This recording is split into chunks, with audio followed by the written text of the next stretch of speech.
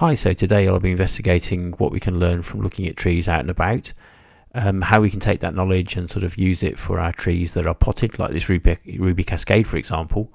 And noting that it's lovely, it's autumn at the moment, or fall in the UK. So what are the colours going to look like? What are the shapes of the trees going to look like? Whether that's in a pot like these, or indeed ones that I've put in the ground as well, just to get a better understanding where our trees are heading really, and what learnings can be had.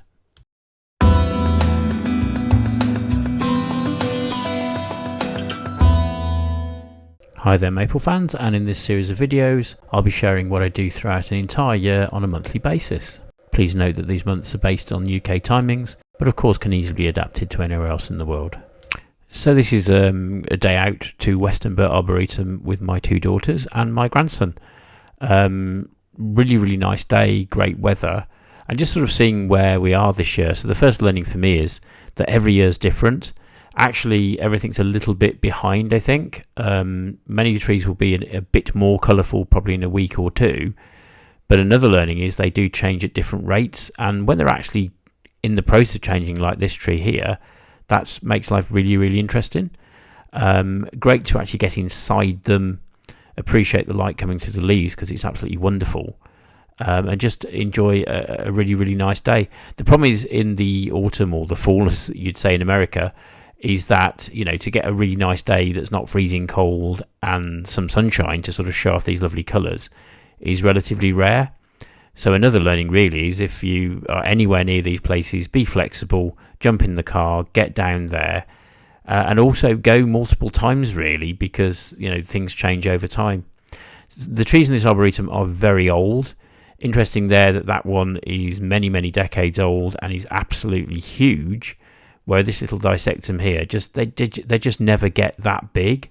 So a much more manageable size for the garden, for example. Really interesting twisting and moving of the branches all different directions.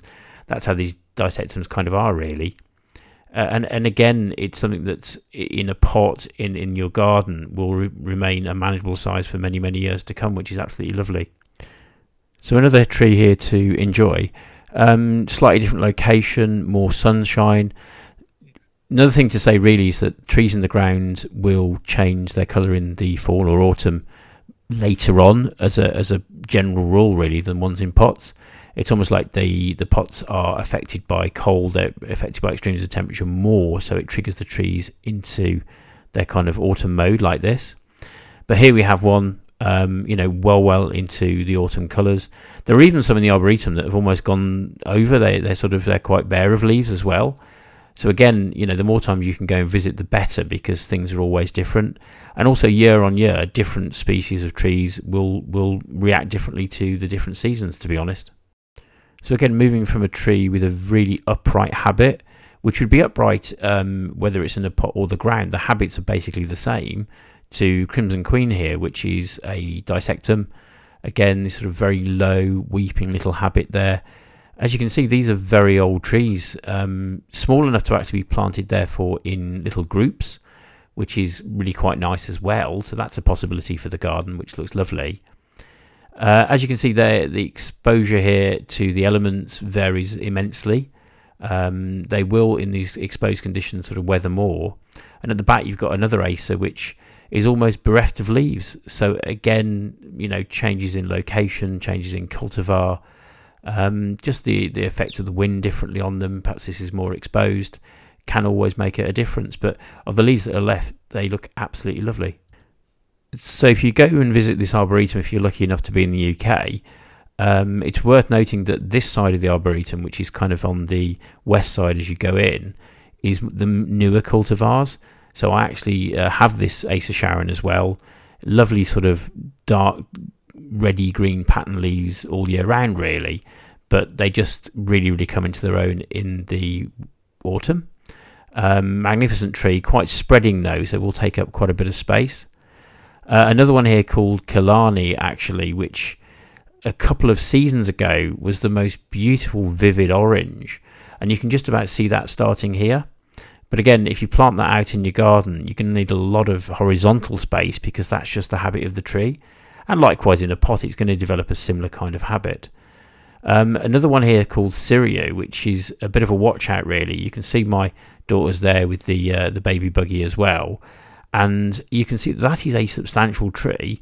It's like 40 years old, which, it's not 100 years, it's not ridiculous amounts of time, but it really is quite large and pretty enormous. So again, I do find it quite amusing when people say, oh, just put these trees in the ground, they'll be absolutely fine, you shouldn't put them in pots. What a silly idea. Do you really want a tree like this in 40 years' time? Honestly, people put these in borders and stuff like that, they're going to get pretty enormous, and you're going to be hacking them away and cutting them back repeatedly.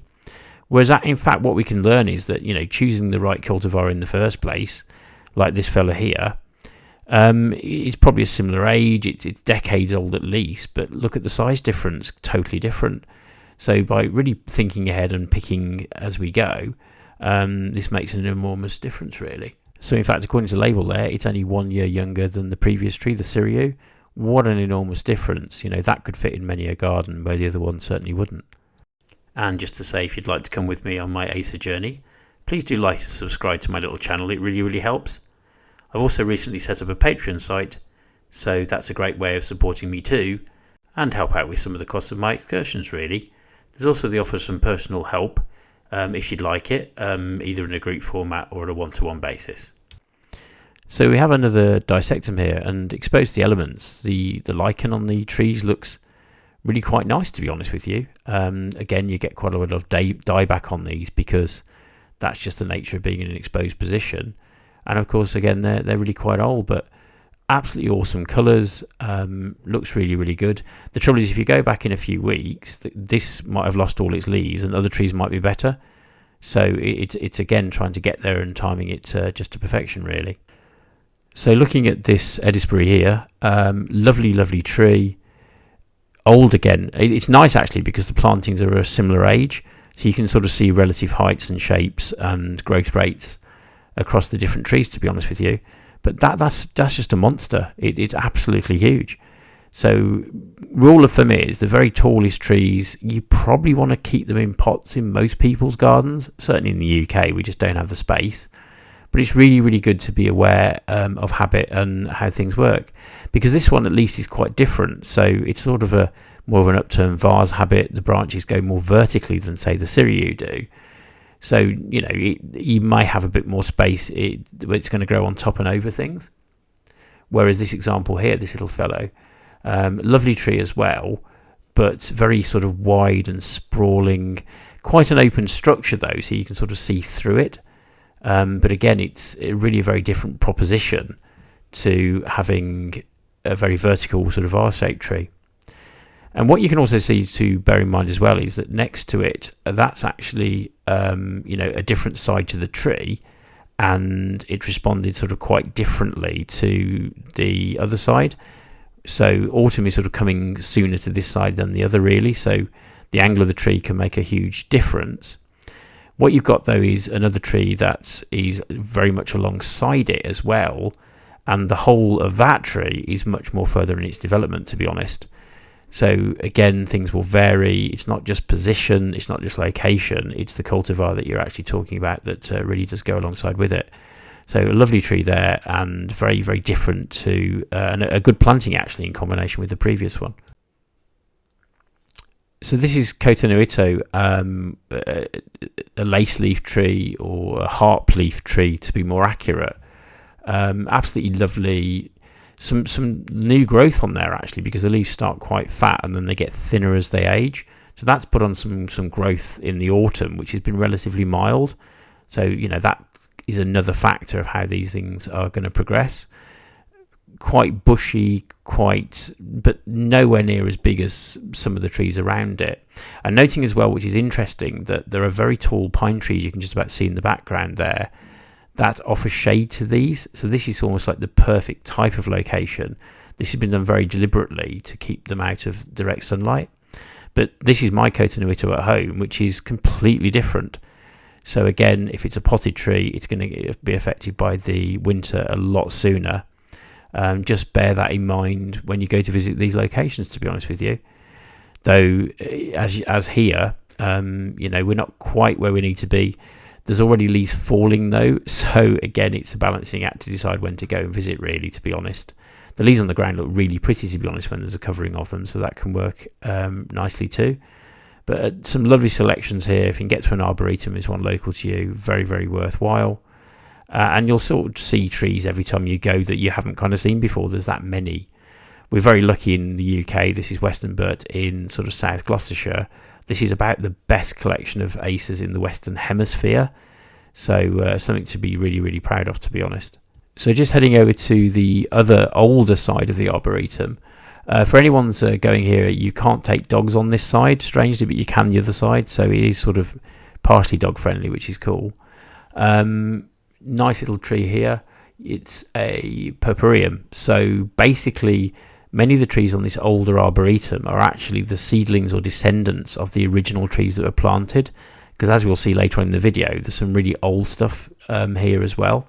So really, really pretty. Nothing too fancy, but just a lovely generic kind of Acer, really, which just looks absolutely fantastic. As you can see, they're protecting these because there are animals and deer sort of roaming around. And there's still planting going on. This is not finished. It's not a done deal. Trees after many, many, many decades will die and be replaced by sort of new ones, really. But there's very, very few places you can see where you can walk under a whole canopy of acers for many, many metres here. And just honestly just enjoy them. The same sort of form, the same habit that we can learn from, which is really useful. But just an absolutely gorgeous location, to be honest with you. What you can see here, which is another great thing as well, is that the acers that you have, like these ones here that are under more shade, will tend to sort of turn slightly later, where the ones that are exposed to more sun, as we can see on the outside of this canopy, will be affected sooner. Again, I think a really good sort of takeaway is the growth habit of some of these trees, because if you planted sort of more upright ones fairly early on, then particularly like Siriu, which is really sun tolerant, you can see that how you could plant other trees under these trees, so to speak. So I think it's important to sort of consider your planting and your garden in 3 dimensions, to be honest with you, where height is like really important. So many of these maples do need shade, so another bigger tree can kind of easily provide that, really. Just one on the left there, as you can see, it's almost devoid of leaves. It's a much more exposed position. That probably would have done better to be sort of in a bit more of a sheltered spot. But gorgeous, gorgeous colours coming through now. Absolutely brilliant pinks. And a sensible planting will take that into account too. So as good as that pink is, it looks even better, I think, against the tree next to it. So kind of a really nice planting here. Sort of 2 or 3 trees together. That they've got the space here to do it. I wish I had. But again, you know, tree on the right, lots of dieback, but on the left there and looking round, some really, really fantastic colours. And again, when the tree's sort of in that change, you've got some greens, yellows, reds. And what's happening is the tree's withdrawing nutrients from its leaves, basically. So why waste, you know, hard-earned nutrients? It's going to retain them. It's going to keep them in its roots, ready for next season. And what you'll see also is, again, inside the canopy, the tree is more green. It's less developed, because that's the way it works, to be honest with you. I think the sunlight on the outside, more wind, tends to dry the leaves as well. And that's the difference you can see. Absolutely magnificent kind of set of roots there, as you can see, or trunk, should I say, going into the roots. And that's a full moon maple that just looks absolutely sort of brilliant, really. So really, really good place to visit. I'm sure wherever you are in the world, you know, hopefully you can find somewhere like this. Travel, go the distance. It's really, really worth it this time of year. Westonbirt's the only place I know of, really, in the UK where the prices actually go up in October. But I just join this place every year, actually. There's affiliate memberships with other centres as well, which is just wonderful, to be honest with you. And, you know, go in the spring, go at different times of year. It's just amazing. So just looking at this one here, this one was planted in 1938. And from what I've read, this is probably the original Acer Griseum that was brought into the country from China. So the one in my garden is actually a direct descendant of this. It's probably its great-great-grandchild or whatever. But always good to get out and about, get inspired. You know, if you didn't know this tree existed with this crazy bark, you might not look for it in a garden centre. You might not search for it on the internet. So I think going out and about and visiting can be hugely inspirational. Absolutely crazy. a sort of common feature on some trees. It's a sort of common genetic fault, you might argue, with trees, that they can get flaky bark on them. But what an absolutely magnificent specimen, and definitely inspired me to kind of get mine, really, which looks lovely.